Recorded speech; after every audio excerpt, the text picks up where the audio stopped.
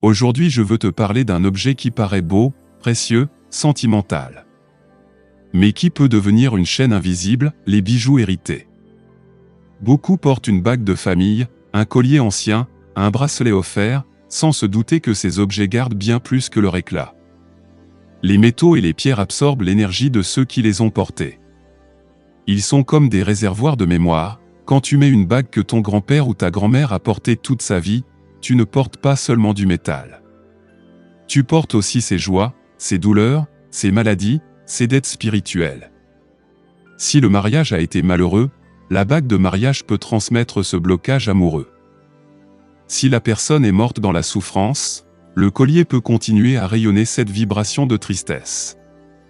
Et parfois, ces bijoux hérités deviennent des chaînes qui pèsent sur ton aura, ralentissant ton chemin, sans que tu comprennes pourquoi. Certains indices sont clairs. Tu mets le bijou et tu ressens une lourdeur dans ton corps. Tu fais des rêves où des visages du passé apparaissent. Ou encore, tu traverses des disputes, des maladies ou des blocages étranges peu après avoir commencé à le porter. Ce ne sont pas des coïncidences. Ce sont les mémoires de l'objet qui se manifestent dans ta vie. Alors, comment agir? Nos ancêtres ne portaient jamais un bijou hérité sans le purifier. Pour libérer un objet de ses énergies, il faut le plonger dans de l'eau salée, le passer à la fumée d'encens, ou l'exposer plusieurs heures au soleil. Si malgré cela tu ressens encore un malaise, ne le porte pas. Car certains bijoux sont trop chargés, trop liés aux ténèbres du passé.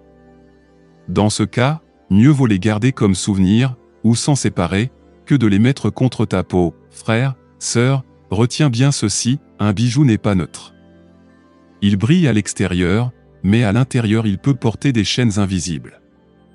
Porte seulement ce qui élève ton énergie, et purifie toujours ce qui vient d'un autre. Abonne-toi à cette chaîne pour d'autres révélations.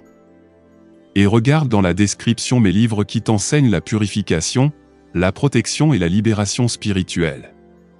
Je suis Kamao, et je te rappelle, mieux vaut être nu et libre, que paré de bijoux qui emprisonnent ton âme.